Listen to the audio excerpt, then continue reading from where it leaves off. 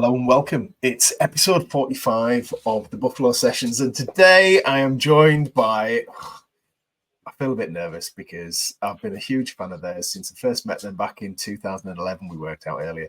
So I'm joined today by Andrea Waltz, author, co-author with Richard Fenton of Go for No. So if you know me, you know that this book is one of the top recommendations. It's in my top 3 of all-time books that people need to read if they're in business. So I'm a bit giddy. Andrea, good afternoon. Hey, Jamie, it's so good to be with you. I love it. Right. So my kind of claim to fame, if I remember rightly, was that I was the first person to bring you and Richard over to speak in the UK. Yes, that's right. And we came over to Birmingham. We just completely lost our minds and fell in love with it and walked everywhere all over the town the day before we spoke. And we had such an amazing time with you guys. Yeah, that was so fun. It was. And so at the time I was running Clean Easy. We used to do big conferences, like for thousands of people. And I was just saying to you that you were I think the only speaker that I could directly attribute an increase in sales to as a result of having you and Richard on stage with your book and your message to Go for No. I that's just amazing to hear. And I mean, listen, I would love to take all the credit, but the thing about the message, the thing about Go for No is it is pretty simple in terms of in terms of getting people into action, I think. And I know we're going to dig into it. We're going to talk a lot about it, so I won't go off the rails here. But I think that having a message that's simple that people can act on is so important, right? Yeah, without a doubt. So cast your mind back, when did you write this book?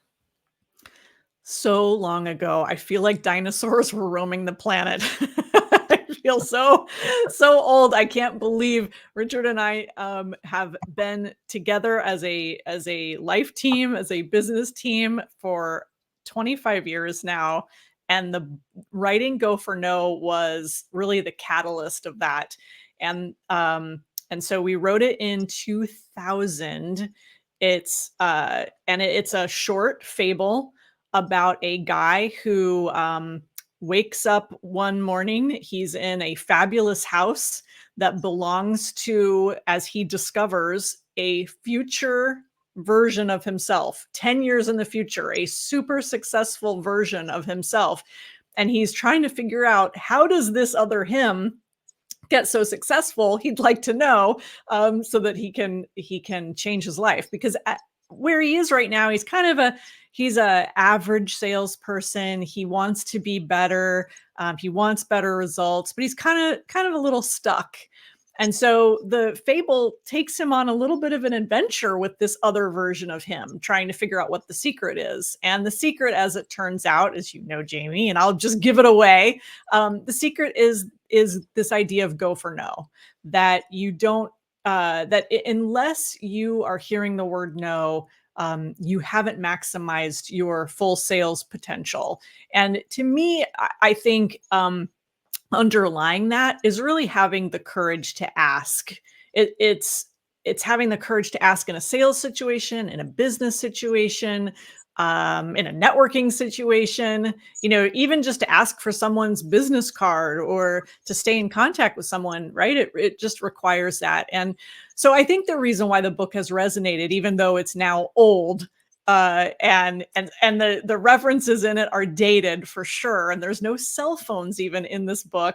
I think what makes it work is that it's a timeless concept. We were kind of talking about that before we jumped on.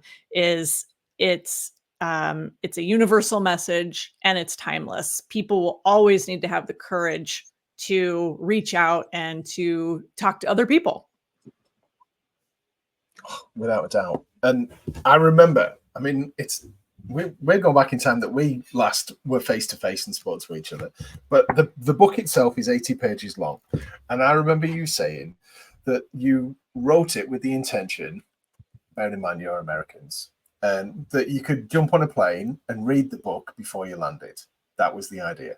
So in the same way that we might get in the car or get on the train, you guys get on planes. So it's a book that someone can read in one sitting. That was what I took away from it. And it's written as a parable, like a story, with an underlying message in it. And it works. And if people can adopt this concept, and like if you're listening to this, I would encourage you right now to pause, go onto Amazon and order your copy of it. It's the best investment that you'll make. I keep giving them away. I don't know how many copies of your book that I've bought and given away over the years, Andrea. But I was looking. I tell everybody about this book, but I never seem to have one. So I had to order another one over the weekend so that I had it here ready for today, because I just keep giving them away. It's my top recommendation for people. And particularly a lot of the people that I start out, that I speak to, are in their early years of business where sales is really important. And we've just got to get comfortable with asking and hearing the word no. That's right. And Jamie, I think what's interesting about what you said, especially with people early in business, is I don't see that technology has really changed this as an issue. One of the things that I sometimes get asked is, how has Go for No changed over the years, like as we've been teaching and training this, like from when we spoke for you and your group, technology was very different. I mean, we certainly had the internet, but now we have with smartphones and so much at our fingertips, you would think, like, is this still an issue? And even with millennials and now Gen Z, the answer is yes, more than ever, because I think people want to remain, in some ways, they want to remain anonymous. They want to do everything digitally and have it be, easy, where they don't have to face rejection.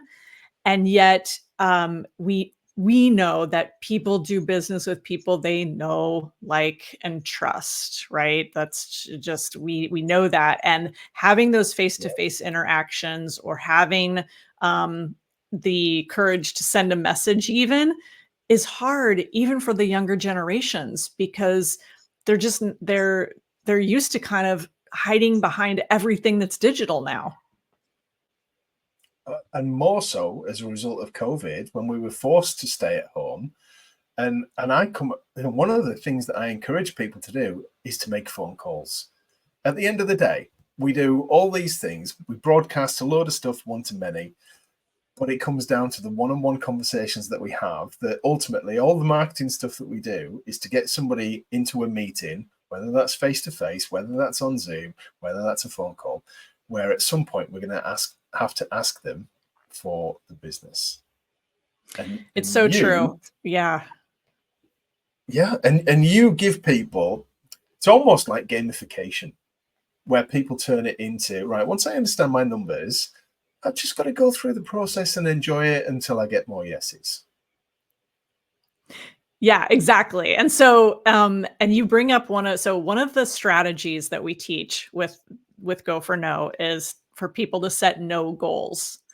And that means to set a goal for the number of no's that they're going to hear. And it can be in any time frame, right? It doesn't have to be a month, or in fact, the longer you make it, probably the more you're going to sabotage, because you won't get started. So I like to say, what would happen, and this is a great networking strategy as well.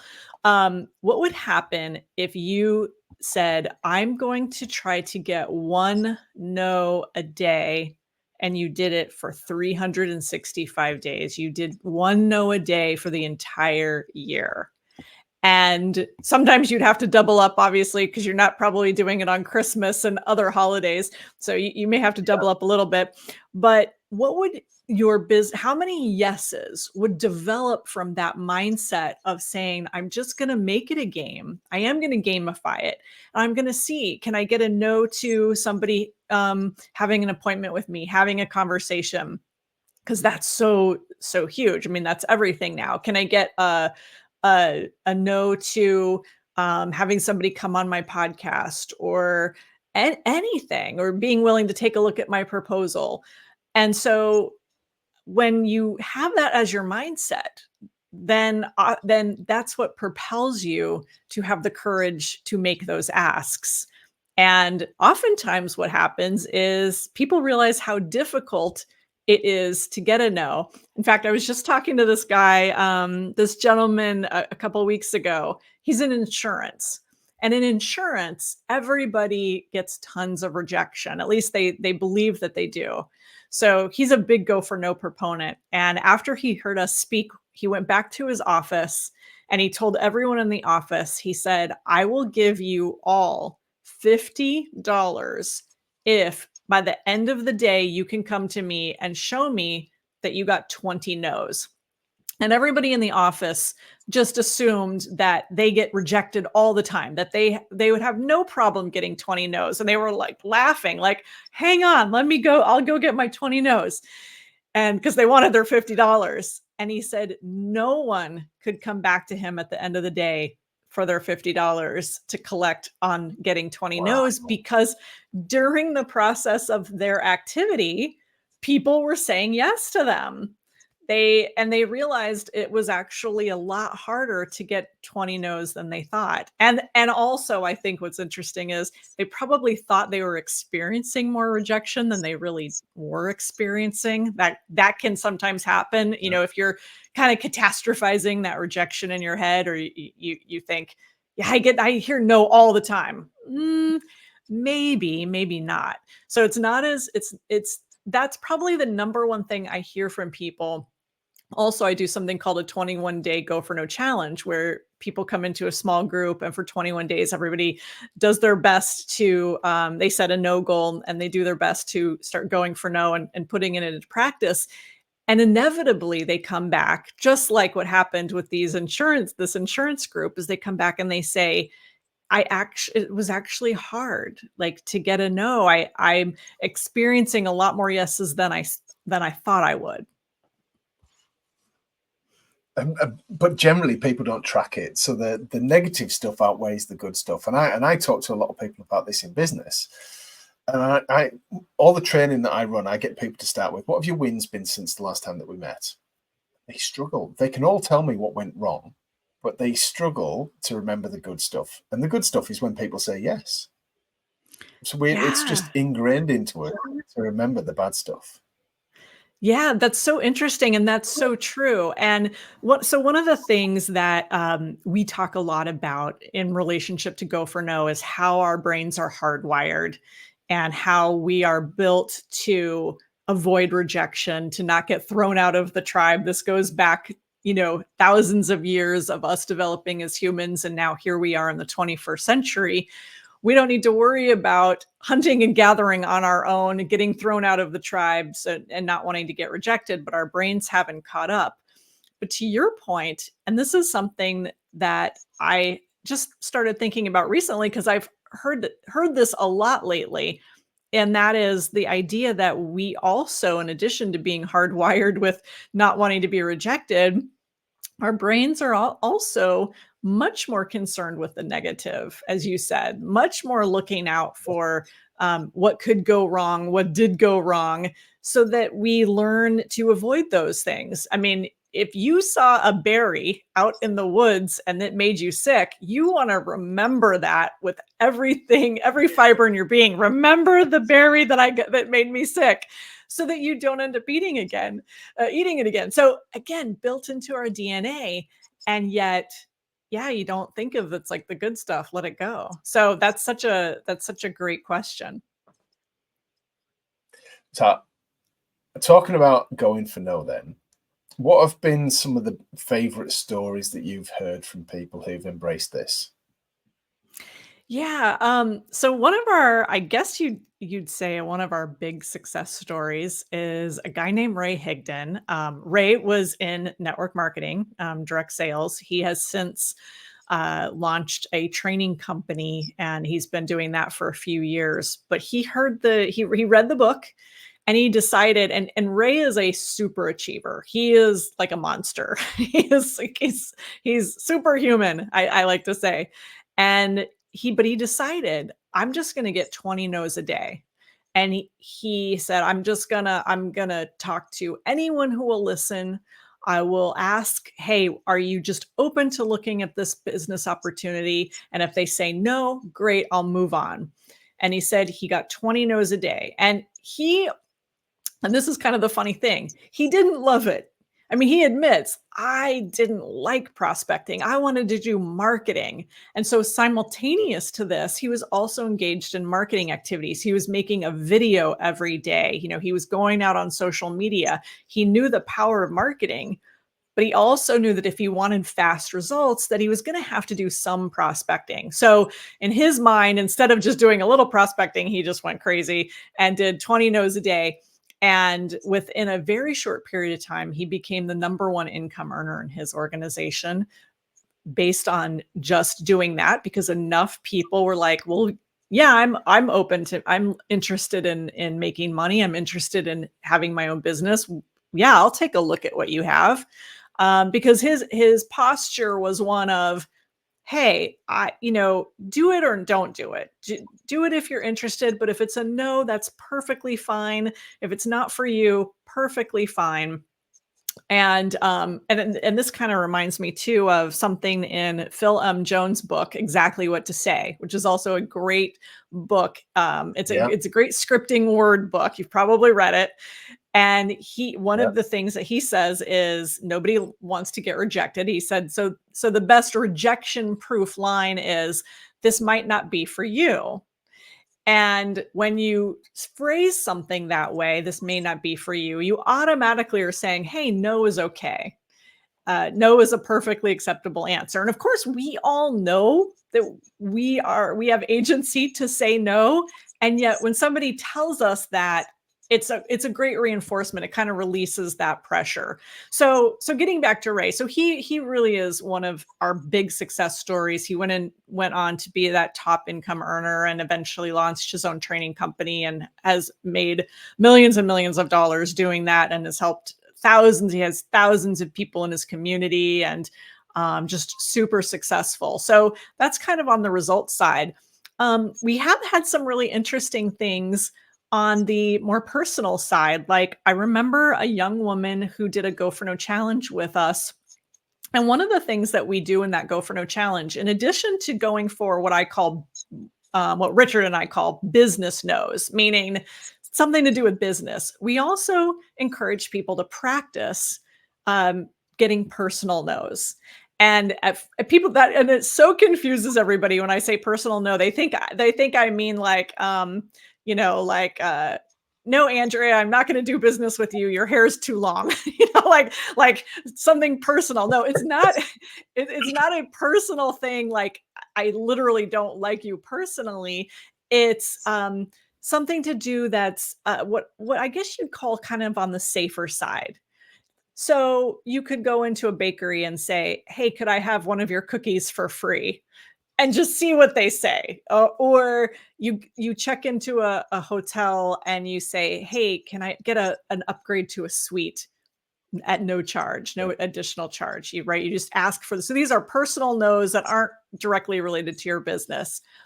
And this young woman hadn't talked to her grandfather in years. And I don't know all the details because she didn't share, and it doesn't really matter. But she really wanted to reach back out to him. And I guess she was just afraid of what he would say if she was going to be rejected. And so for the Go for No challenge, we said, get some personal no's, just practice. So she called him and they ended up having a great conversation, and that relationship got rekindled just because she had the courage to reach out. So I think that success is measured obviously by financial success and all kinds of results that way. But I've just seen some really interesting things with people getting personal no's, and even having epiphanies of why maybe they hold back. When they start going for no and they start trying things, they realize that they start to break down some of those things that they thought were the reasons why they were holding back.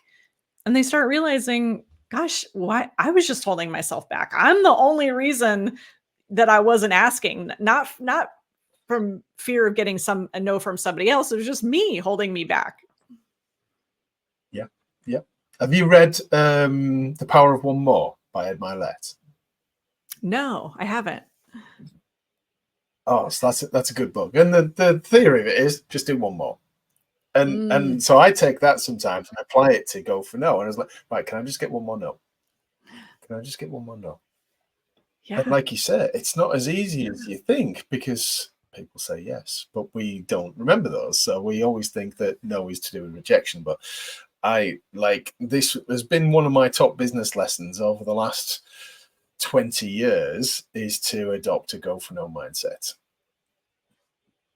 So the top 3 books that I recommend: Go for No, Bob Burg's Go Giver, and Do One Thing. Those are the top 3 books that I recommend to everybody. And this one is the one that gets people business. If you're looking for quick wins, and most of us have got some people, and if you're listening to this, think about it right now. Who has said no to you in the past, or you've quoted for some work, but they never went ahead? Who have you met recently that you think would be a good client? Ring them up and ask them if they're interested in doing some business, and just see what happens. And if you've got enough people, write a list of these people out. It's not to be pushy, it's not to be salesy, because generally in business we help people. So we all help people fix a problem. We're not selling them something that they don't want. And people have got this preconceived idea about salespeople sometimes, that they're, for a lot of us, sleazy used car salespeople from when we were kids growing up. That's ingrained. That's what sales is, but it's not. We all help people fix a problem.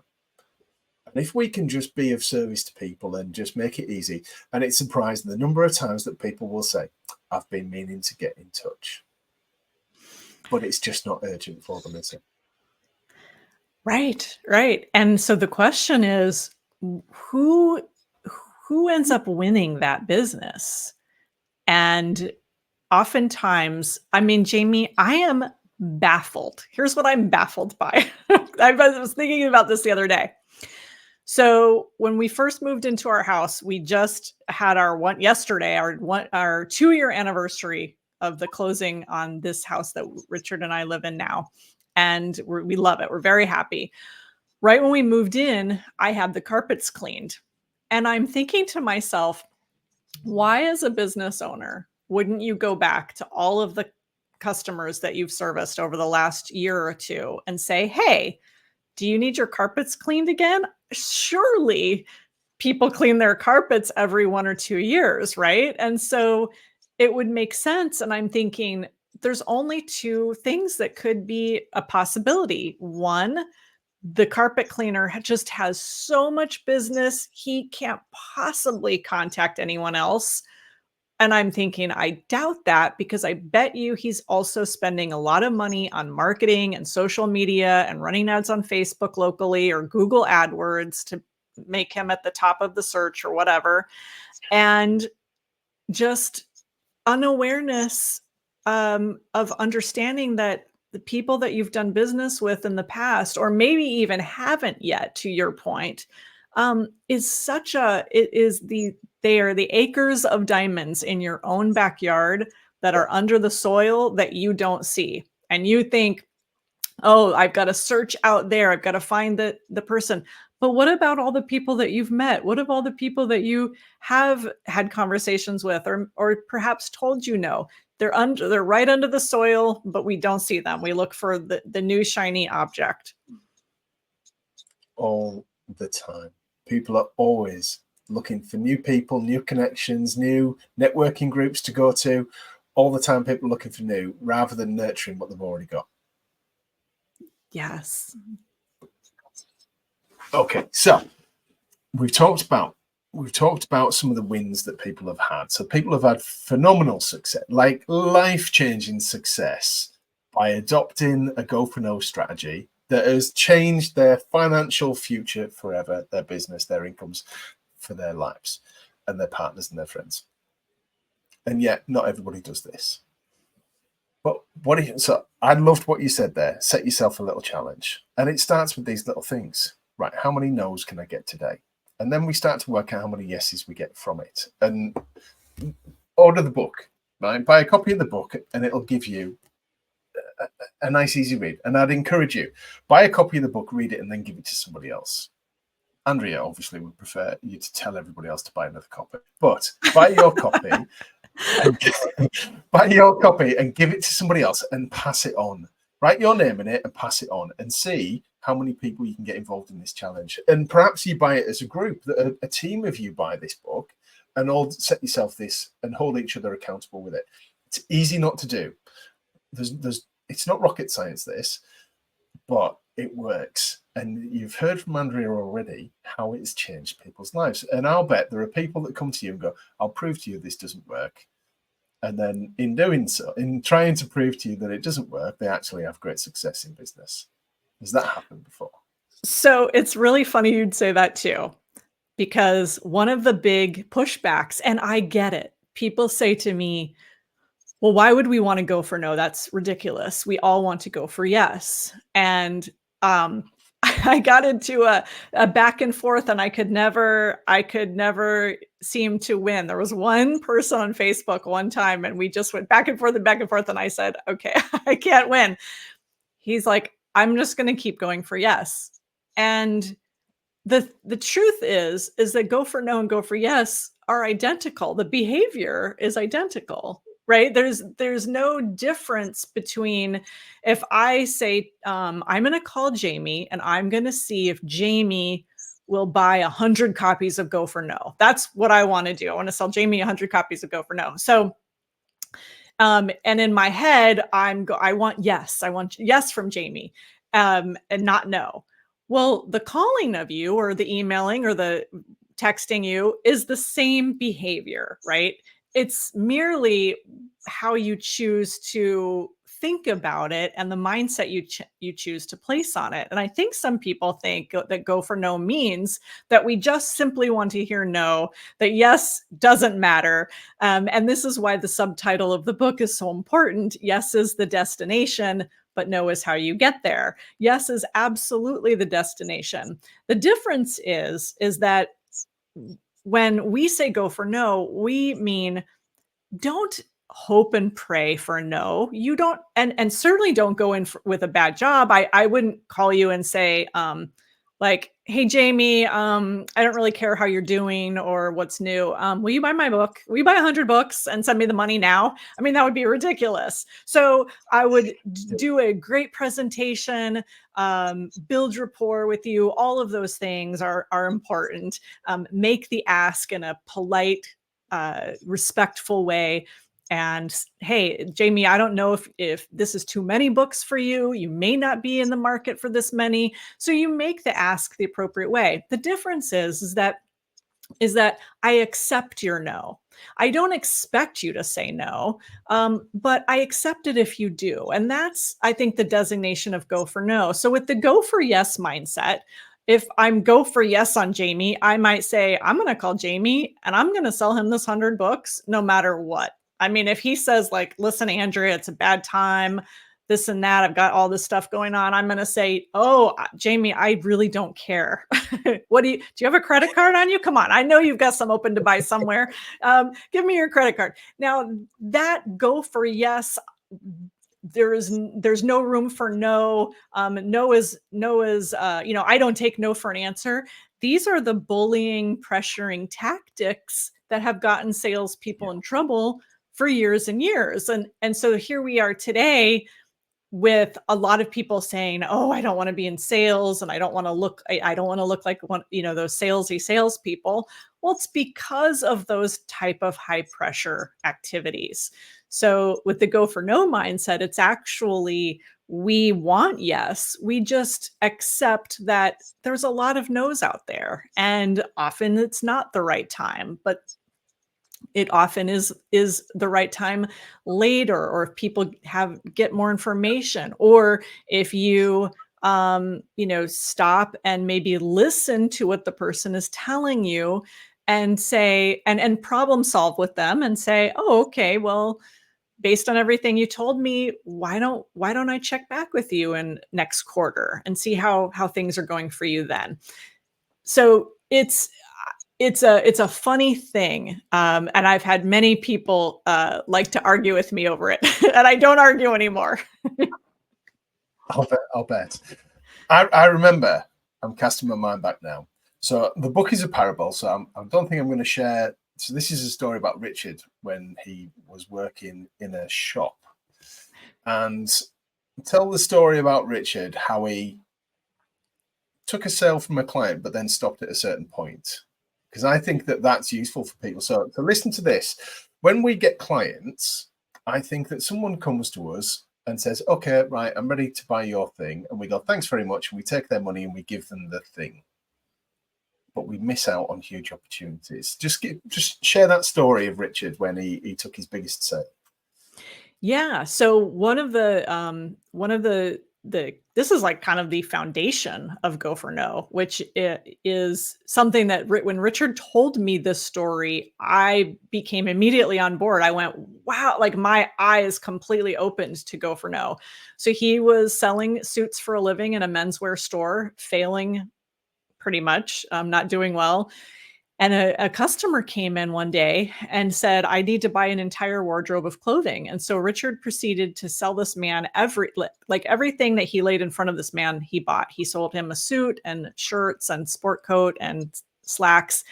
And back then it came to $1,100, which was probably the equivalent of spending like $5,000 today. And he was waiting for his boss, who watched the whole sale, his boss, Harold, to congratulate him. But Harold asked Richard this really important question. He said, out of curiosity, Richard, what did that customer say no to? And Richard thought about the sale, because remember, the customer had said, I want to buy all these clothes. And Richard thought about the wholesale and said, Harold, that customer didn't say no to anything. And then Harold asked him the really important question. He said, then how did you know he was done?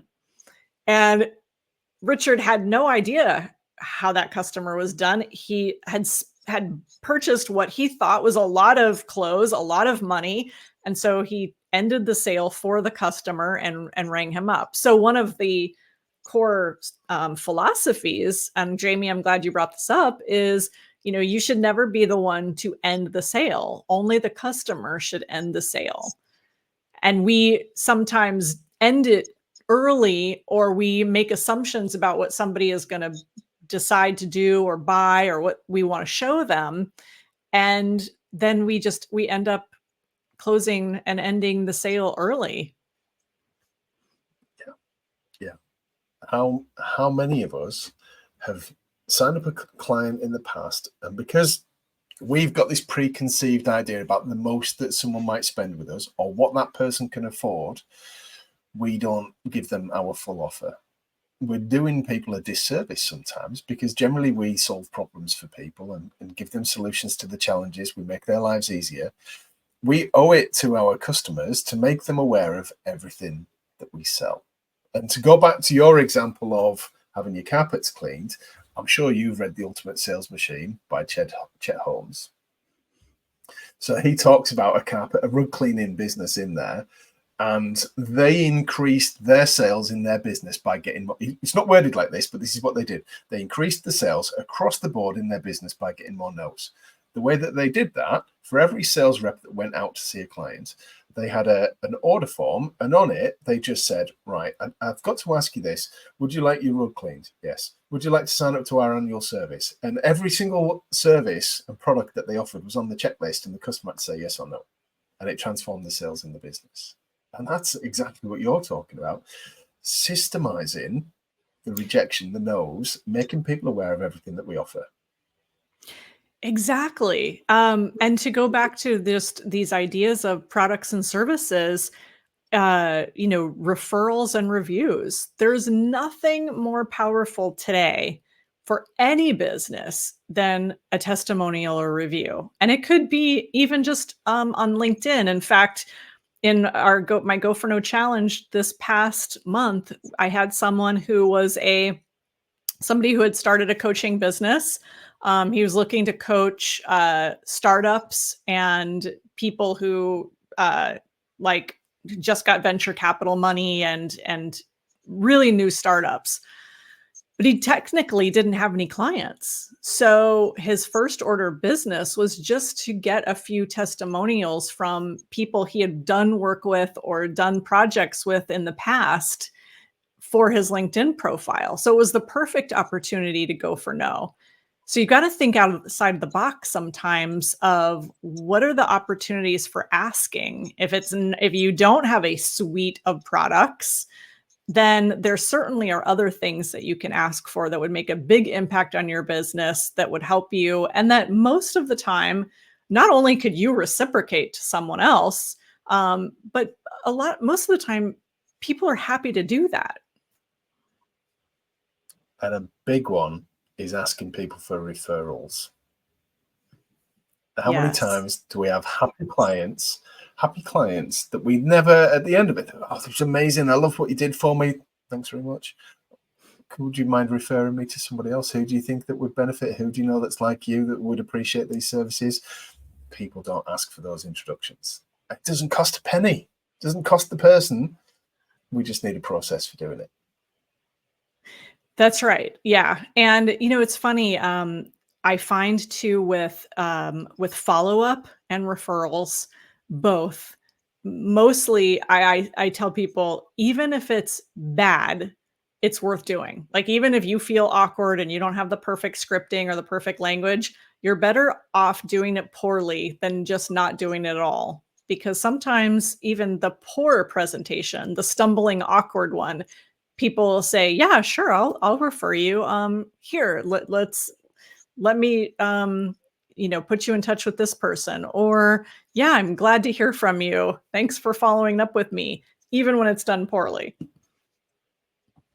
I love it. Right. I don't know if it's come across on the last 36 minutes of this. I'm a bit of a fan. I think it's a no-brainer that people do this.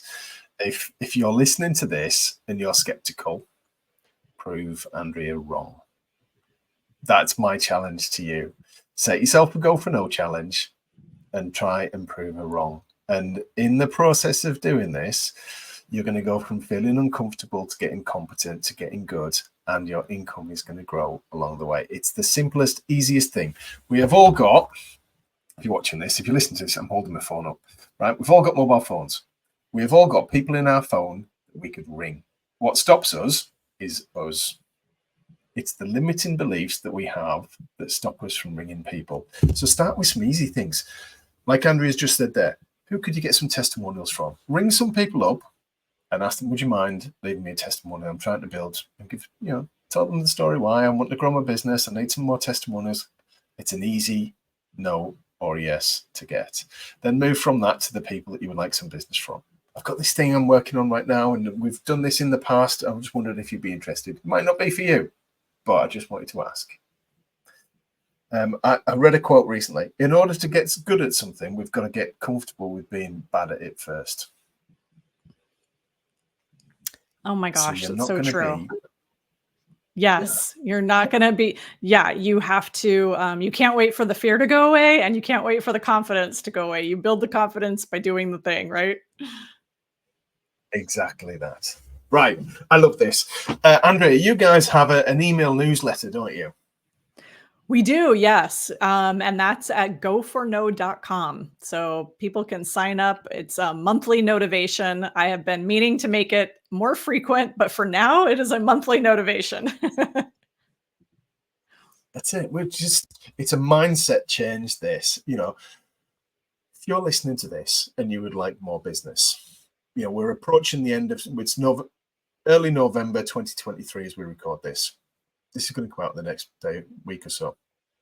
If you would like next year to be better than this year, if you would like next month to be better than this month, what have you got to lose by trying this? It's not going to cost you a penny. You might feel a little bit of discomfort at the start, but if you're on the phone, nobody can even see you. It's not like we're saying have Zoom calls with everybody. You're just on the end of the phone. Stand up, walk around. You're going to feel good. It's going to feel different to Zoom. As we're recording this, we're both looking at the computer. We're stuck in our chairs doing this. We can't walk around. On your phone, nobody can see you. They can't see if you blush. They can't see if you feel awkward. They can just hear your voice. It's surprising. If I go back 10 years ago, we used to do everything over the phone. And now people are scared of the phone. It's the biggest resource that we have. And we all carry one around with us all day long. So the people that you want to speak to are carrying around the thing that lets you speak to them. in the past, we used to have to try and catch people when they were in the office or at home. They all carry a phone with them. It's their choice whether they answer the phone or not. That's not up to you. Just ring them. Write your list out of people and ring them and see how many no's you can get. And then come back and let me and Andrea know. Andrea, I've wanted to do this. I started this podcast April last year. I've had you in mind as a guest on it for the last 18 months. So I'm so pleased that we've got this done. Go on. No, me. I was going to say, me too. I'm so pleased as well. This was a lot of fun. Good. One parting tip from you now. So, what would be the one thing that you recommend to people that you wish that they would know? Well, we talked about some roadblock, or we started to talk a little bit about roadblocks. So I guess my parting tip would be, just create a no awareness. Just start by looking for those moments, looking for those opportunities where you say, oh, this is a moment where I could ask. This is a moment I could ask for that referral, or I could ask for that review, or I could ask for if they want to take a look at an additional product or service or what have you. So create a no awareness is a great step. Do that for a couple weeks and then just start executing.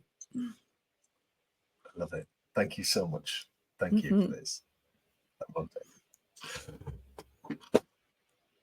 Right.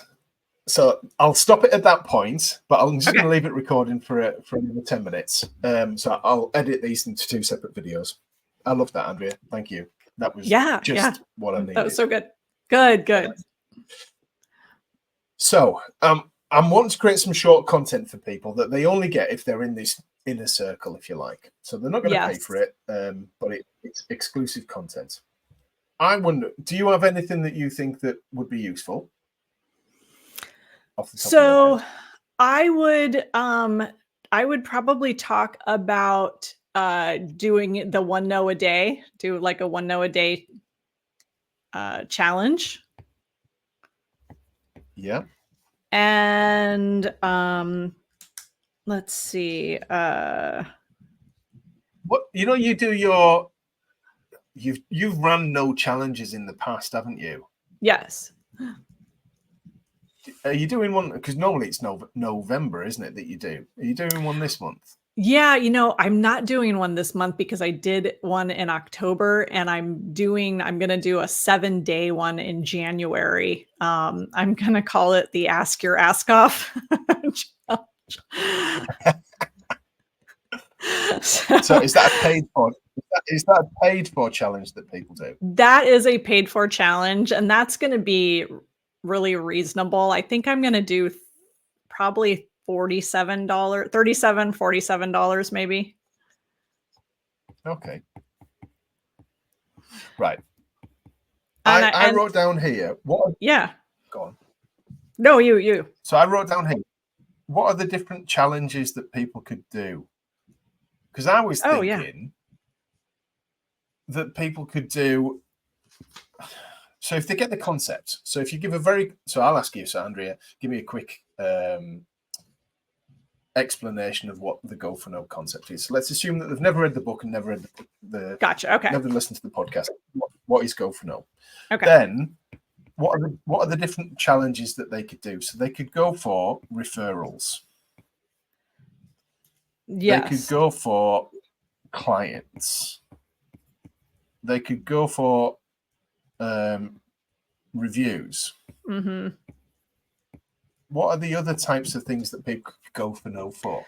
So I think those are kind of the big ones, because typically in a challenge, we let people decide all of the categories, and we just pick the time frame. So it could be 7 days, could be 14, could be 21. It could be a really long one, but then you shorten it's one, like the 1 a day type of thing. But I have had people, so I could just talk through this a little bit. I have had people pick a particular category and say, I'm just going to focus on this particular, I'm just focusing on prospecting. I just want to bring more prospects into my pipeline. And so I'm just going to focus on that. So we're going to set them a challenge then. So let's explain what Go for No is and the concept, and then say, right, we want you to set your own challenge. You can choose 7 days, and let them choose how many days it's going to be. Okay. And then what they want to do it on. Okay. Okay. So set your day, set your topic. Okay. Yeah, I can talk through that. This will be quite measurable for people. So you can watch this video, understand the concept of it, and then go away and go, right, I'm going to try and get 10 no's a day. And by doing that, they track it. And I'm big on tracking. They track how many no's they'll track up. They'll be able to attribute either how many clients, referrals, reviews they get from this. So they'll be able to measure the results. Mm-hmm. Okay. Yeah. Right. Okay. You okay? Yes, I'm good. Okay. I am very excited about this. Me and Andrea, we've known each other for a long time. Don't tell anybody else, but she is one of the favorite speakers that I ever had when I was running big events. I was the first person that brought Andrea and her husband Richard, who wrote Go for No, across to the UK. That's my claim to fame. Nobody can ever beat that because I'm the first and no one else can ever be the first. I did a lot at the time. I was part of an industry association, and I shared with a lot of the other MDs of what in theory was my competitors, and I recommended Andrea and Richard to them. They got the speaking bookings from that. And this is what nice people they are. As a thank you, when they found out that we were running one of our foreign incentive trips in Miami, they offered to speak for free at our conference in Miami that they would normally charge $10,000 for. So that's just a little bit around the caliber of people that we're dealing with here. And one thing that I remember, I didn't mention this on the podcast, they are huge stake lovers. That stands out with me. In Circle Networks, Andrea, in Circle Networks, we talk about friendship fuels business and getting to know the person first. And we start all our networking events by getting people to tell us a little bit about their themselves outside of work. And we met sort of 2010, 2011, and we haven't spoken that much since. But it stands out for me. I remember from then, where we were. We were walking from one building back to the hotel, and you and Richard were telling me about how much you love steak. Finding out that personal information makes a huge difference. So welcome. Thank you. Thank you, Jamie. Okay. And I forgot all about Miami. That was so fun. I was gutted. I didn't even make it there, but I saw the video back afterwards. I loved it. So you're up here in the speaker world of people that I know, of authors. You sit right at the top. You're one of the top 3 books that I recommend. Go for No. I just said it on the podcast. Go for No, The Go Giver, and Do One Thing. Those are my top 3 recommendations. So this is something that's brand new. Well, at the time that we're recording this, it's brand new for our Circle Networks members in our Connectors Circle. It's exclusive content that people only get by introducing people in Circle Networks. Could you just explain, if someone's never heard of Go for No, or they've not read the book or listened to the podcast, what is the concept behind it? Yeah, so the concept behind Go for No is to intentionally increase your failure rate, which sounds crazy. So let me just break it down just a little bit. It's to intentionally increase the number of times that you hear no from somebody in order to hear more yeses.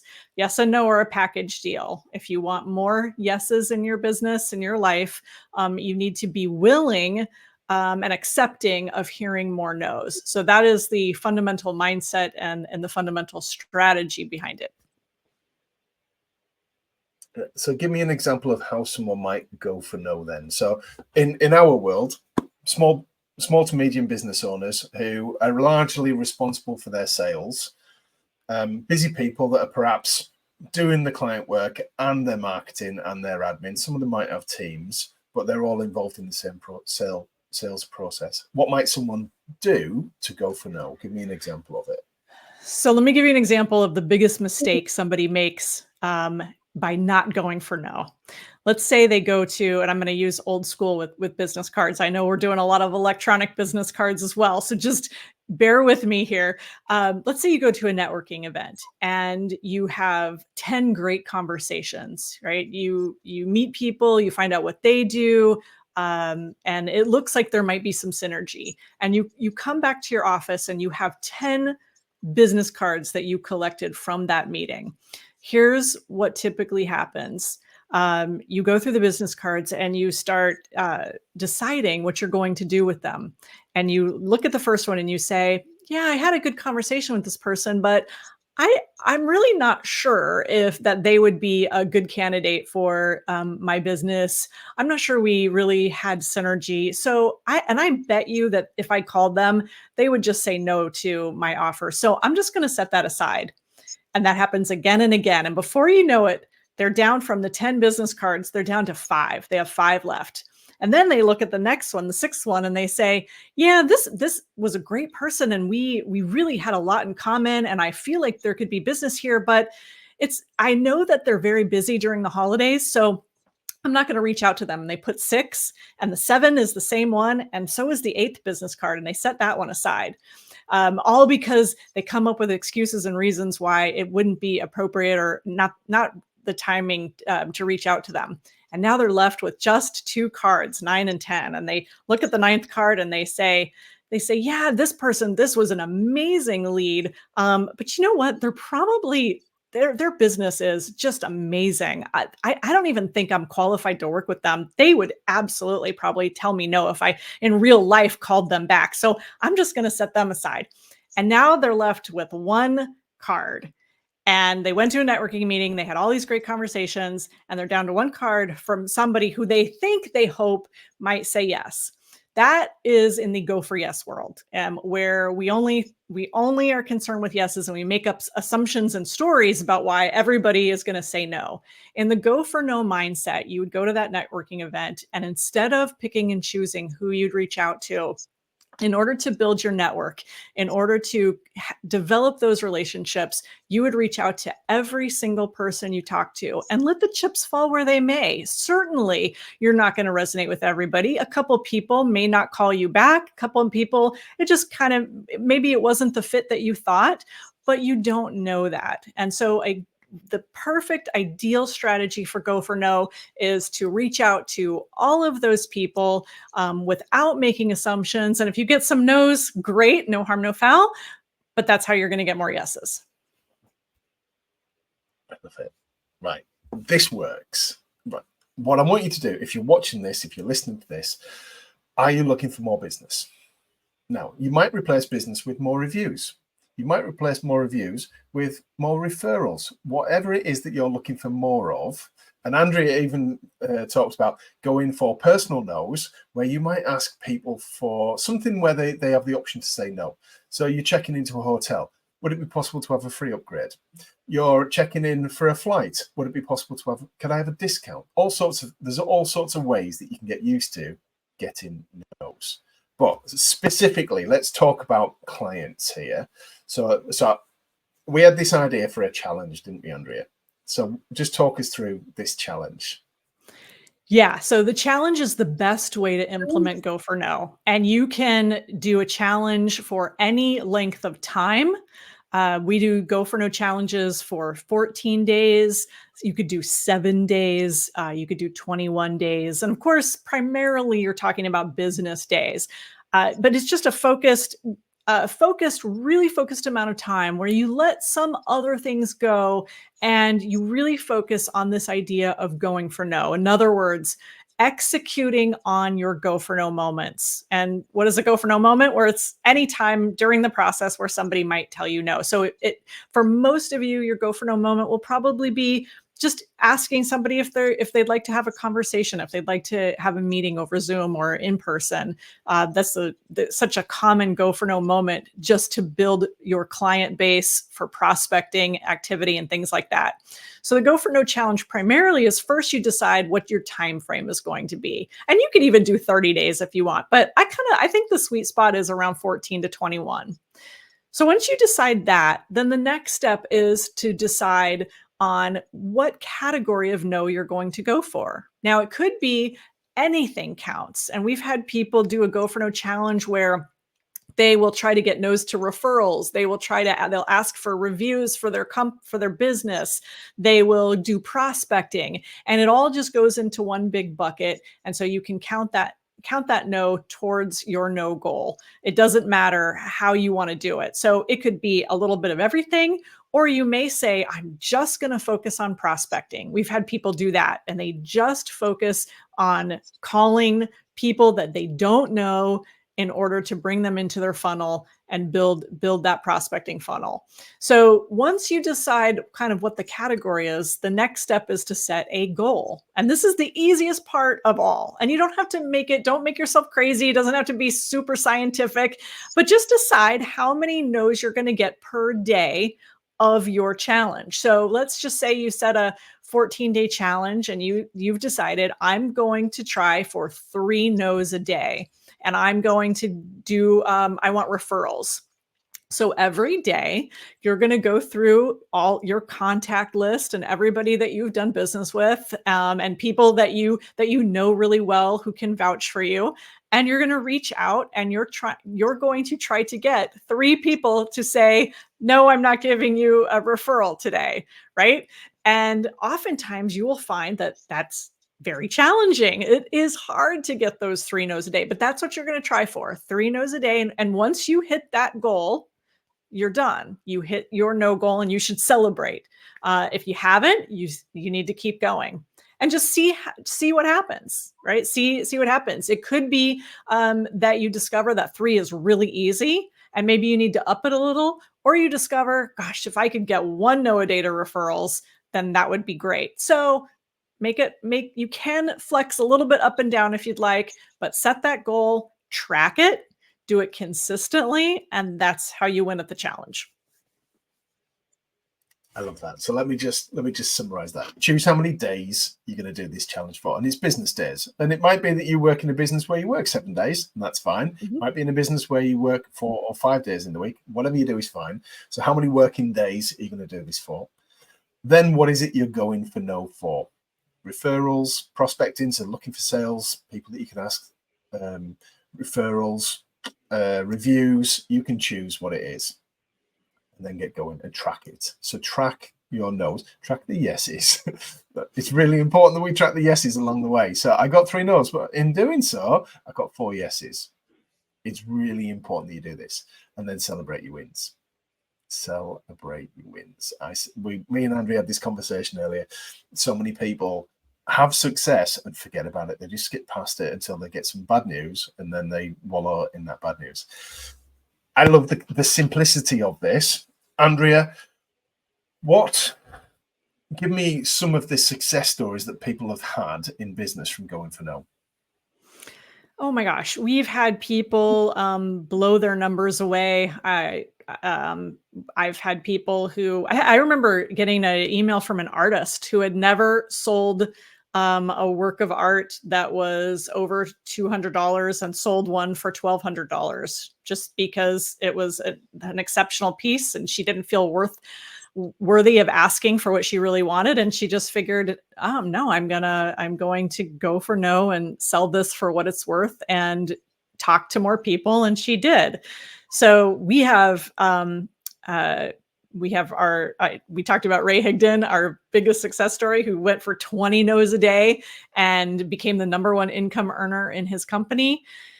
And then we have people who just put it into practice, and they don't necessarily get huge business results, but their confidence and how they view no completely changes. And they no longer see it as something that is holding them back, but they're able to roll with it so much better. Their resilience is so improved. And that's, I think, as much of a win as anything else. If you don't know, I'm a massive fan of this. So take part in this challenge, take up this challenge, and see what it can do for you. But most importantly, let me know how you get on with it. So track your results. Let me know when you start, and keep me up to date with it as you're doing this. Andrea, I've loved. I'm giddy that we've got this done and nailed, and I'm really excited that we've got this to share with the people. So if someone's listening to this, watching it, and they would like to find out more about what you do, where would they go? just go to goforno.com. We've got a blog there. Check that out. Video access to our YouTube channel, all of our social medias from there. But I would start with goforno.com. Love it. Thank you very much. And thank you for doing this. Absolutely.